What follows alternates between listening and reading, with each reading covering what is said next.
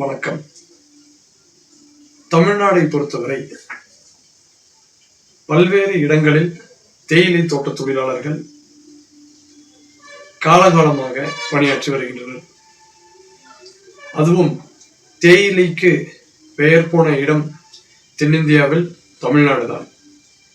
பெரும்பாலும் நீலகிரி, வால்பாறை, தேனி போன்ற பல இடங்களில் தமிழர்கள், பழங்குடியின மக்கள் மற்றும் பல்வேறு இடங்களை சார்ந்த வடமாநில தொழிலாளர்களும் இங்கு பணிபுரிகின்றனர். குறைந்த தினக்கூலி, சுகாதார குறைபாடுகள், மோசமான வேலை நிலைமைகள், நிலையற்ற வாழ்வாதாரம், நிலம் கையகப்படுத்துதல், வனவிலங்கு தாக்குதல் போன்ற பல்வேறு பிரச்சனைகளால் தோட்ட தொழிலாளர்கள் பாதிக்கப்பட்டு வருகின்றனர். குறிப்பாக பெண்கள் சுமைகளை அதிகம் தாங்கி பல்வேறு உடல் உபாதைகளையும் சந்தித்து வருகின்றனர். அந்த காலத்திலிருந்து இருப்பவர்களுக்கு கல்வி அறிவு இல்லாததால் பெரும்பாலான தோட்ட தொழிலாளர்களுக்கு அவர்களுடைய திட்டங்களை பற்றி எந்த விழிப்புணர்வு இல்லாமல் இருக்கிறது. வனவிலங்கு அச்சுறுத்தல் மட்டும் இல்லாமல் வாழ்வாதார அச்சுறுத்தலுக்கும் தோட்ட தொழிலாளர்கள் தற்போது அவதியுற்று வருகின்றனர். நீலகிரி மாவட்டத்தை பொறுத்தவரை சுமார் 40% மேல் தோட்ட தொழிலாளர்களே வாக்காளர்களாக உள்ளனர். 40% வாக்குகளை பெரும்பான்மையாக கொண்டிருந்தாலே வெற்றி பெற்று விடலாம் என்று ஒரு மிகப்பெரிய கட்டமைப்பு தோட்ட தொழிலாளர்களிடம் உண்டு. இவ்வாறான தோட்ட தொழிலாளர்களுக்கு தேவையான விஷயங்களை தேர்தல் நேரத்தில் வெறும் வாக்குறுதிகளாக மட்டுமே அரசியல் கட்சிகள் அள்ளி வீசுகின்றன. நீலகிரி மாவட்டத்தை பொறுத்தவரை 2 பிரதான தொழில்கள், ஒன்று சுற்றுலா, மற்றொன்று தேயிலை விவசாயம். விவசாயத்தை அறவே ஒழித்துக் கொண்டிருக்கும் அரசு அதனுடைய போக்கும் எவ்வளவுதான் கண்டனத்தை சந்தித்தாலும் அதன் போக்கை மாற்றுவதில்லை. தோட்ட தொழிலாளர்களும் அன்றாட வாழ்க்கையில் போராடி வருகின்றனர்.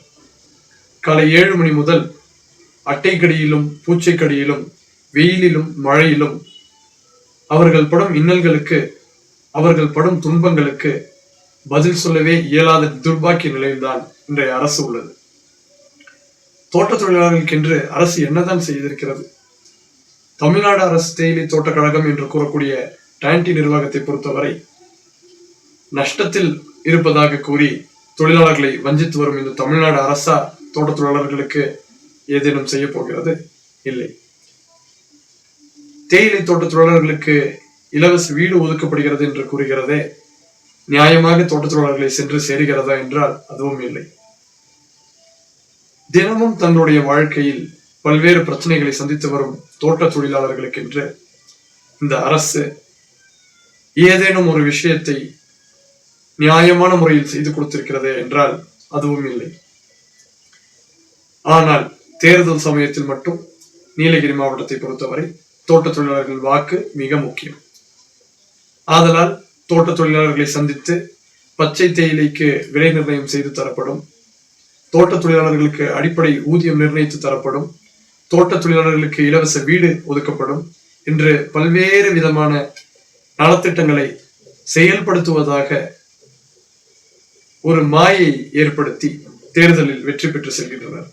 அடுத்த 5 ஆண்டுகளுக்கு தோட்ட தொழிலாளர்களை எவரும் சந்திப்பதே இல்லை. இதற்கெல்லாம் ஒரு மிக முக்கியமான பிரச்சனை, தோட்ட தொழிலாளர்கள் அனைவரும் ஓரணியில் இருக்க வேண்டும். பலதரப்பட்ட தொழிற்சங்கங்களில் தோட்ட தொழிலாளர்கள் இருக்கும் பொழுது அவர்களுடைய நியாயமான கோரிக்கைகளை முன்னெடுத்து செல்வது மிகவும் கடினமானது. ஆனால் ஒன்றுபட்டு தோட்ட தொழிலாளர்கள் இருந்தால் நிச்சயமாக தோட்ட தொழிலாளர்களுக்கு கிடைக்க வேண்டிய அனைத்து நலன்களும் கிடைக்கும். இதை அரசியல் காரணமாக பல்வேறு தொழிற்சங்க அமைப்புகள் பேசுவதுண்டு. நீங்கள் அனைவரும் அறிந்தது போல் இதுவரை நம்முடைய நீலமலை அண்ணா தோட்ட தொழிலாளர் சங்கத்தில் அரசியல் பாகுபாடு இல்லாமல் அனைத்து தரப்பு தொழிலாளர்களுக்கும் பொதுவான தொழிற்சங்கமாகவே நாம் செயல்பட்டு வருகிறோம். உங்கள் அனைவருடைய ஆதரவால் நீலமலை அண்ணா தோட்ட தொழிலாளர் சங்கம் தவிர்க்க முடியாத ஒரு சக்தியாக உருவாகியுள்ளது. இதற்கு உண்மையிலேயே மனப்பூர்வமாக உறுப்பினர்களாக இணைந்து உங்களுடைய பங்களிப்பை தரும் அனைவருக்கும் என்னுடைய நன்றியை தெரிவித்துக் கொள்கிறேன். தோட்ட தொழிலாளர்கள் அவருடைய வாழ்க்கையில் படும் கஷ்டங்களுக்கு இன்றுதான் விடிவு காலம். அந்த காலத்திலிருந்து தோட்ட தொழிலாளர்கள் கல்வி அறிவு இல்லாமல் இருந்தார்கள். ஆனால் இன்று அவருடைய குழந்தைகளின் மேற்படிப்பிற்காக பல்வேறு மாவட்டங்களில் சென்று குடிபெயர்ந்து தங்களுடைய குழந்தைகளை படிக்க வைத்து வருகிறார்கள். ஒருபுறம் மகிழ்ச்சிகரமான செய்தியாக இருந்தாலும் தேயிலை தொழில் மெல்ல மெல்ல அழிந்து வருகிறதே என்று மற்றொரு புறம் வேதனையும் தருகிறது. காரணம், மாநில தோட்ட தொழிலாளர்கள் வந்ததிலிருந்து நம்முடைய சொந்தங்களுக்கு பல்வேறு உரிமைகள் மறுக்கப்பட்டு வருகிறது. இது நாம் அனைவரும் அறிந்ததே. வடமாநில தொழிலாளர்கள் இன்று இருப்பார்கள், நாளை அவர்கள் சொந்த ஊருக்கு சென்று விடுவார்கள். ஆனால் தலைமுறையாக 2-3 தலைமுறையாக இவ்விடத்திலேயே வசித்து வரும் நம்முடைய சொந்தங்களுக்கு வேறு இடம் எதுவும் தெரியாது. இந்த மண் தான் அவர்களுடைய உயிர். இந்த தேயிலை விவசாயம் தான் அவர்களுக்கு மிக முக்கியம். தங்கள் பிள்ளைகளை எவ்வாறு பார்த்துக் கொள்கிறார்களோ அது போலதான் தேயிலை தொழிலையும் அவர்கள் பார்த்து வருகிறார்கள். அப்படிப்பட்ட தேயிலை தொழிலை மிக முக்கியமாக நம்பி செயல்பட்டு கொண்டிருக்கும் தோட்ட தொழிலாளர்கள் அனைவரும் ஒன்று சேர்ந்து வருகிற 2026ஆம் ஆண்டு தோட்ட தொழிலாளர்கள் அனைவரும் ஒன்றுபட்ட ஒரு அணியாக நின்று அவர்களுடைய உரிமைகளை போராடி முன்னின்று பெற்றுத்தர அனைவரும் கைகோர்ப்போம். காரணம், அனைத்து அரசியல் கட்சிகளை சார்ந்த தொழிற்சங்கமும் அவர்களுடைய அரசியல் கட்சியில் தங்களுடைய தொழிற்சங்க கட்டமைப்பு பலமாக இருக்கிறது என்பதை நிரூபித்துக் கொள்ள மட்டுமே தொழிற்சங்கத்தை நடத்தி வருகிறது. ஆனால் நம்முடைய தொழிற்சங்கம் எந்த ஒரு கழக நிர்வாகியையும், நமது கட்சியாக இருந்தாலும் சரி, எதிர்கட்சியாக இருந்தாலும் சரி, எந்த ஒரு தொழிலாளியையும் பாகுபாடோடு பார்த்ததில்லை. இது நம் தலைவர் நமக்கு கற்றுத்தந்த பாடம். 36 ஆண்டு காலமாக நம்முடைய தலைவர் இன்று நம்மை விட்டு மறைந்தாலும் உங்கள் மனதை விட்டு மறையாத உன்னத தலைவர் எனது தந்தை KM ராயப்பன் அவர்கள் கற்றுத்தந்த பாடத்தை பின்பற்றியே நமது நீலமலை அண்ணா தோட்ட தொழிலாளர் சங்கம் தொழிலாளர்கள் மத்தியில் வெற்றி நடை போடுகிறது. தோட்ட தொழிலாளர்கள் மத்தியில் தலைவரது மறைவிற்கு பிறகு மீண்டும் ஒரு பெரிய கட்டமைப்பை உருவாக்க இவ்வாறு பாடுபட்டோம் என்பது நீங்கள் அனைவரும் அறிந்ததே. இன்று பல இடங்களில் தோட்ட தொழிலாளர்கள் அனைவரும் ஒன்றாக இருக்கிறோம், ஒரு அணியாக இருக்கிறோம். இன்னும் சில இடங்கள் தான் நாம் கைப்பற்ற வேண்டிய இடம். இதுவரை எவ்வித ஒரு மிகப்பெரிய கடுமையான போக்கை கடைபிடிக்காமல் அறவழியில் நம் தலைவர் கற்றுத்தந்த வழியில் நாம் பின்பற்றி அதன் மூலியமாக தோட்ட தொழிலாளர்களுக்கு செய்ய வேண்டிய அனைத்தையும் நாம் செய்திருக்கிறோம்.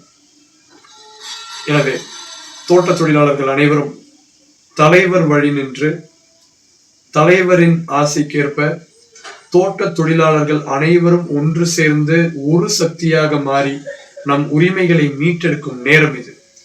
எதிர்வரும் சட்டமன்ற பொது தேர்தலில் தோட்ட தொழிலாளர்களின் வாக்கு சதவீதம், தோட்ட தொழிலாளர்களின் வலிமை என்ன என்பதை நிரூபிக்கும் தருணம் இது.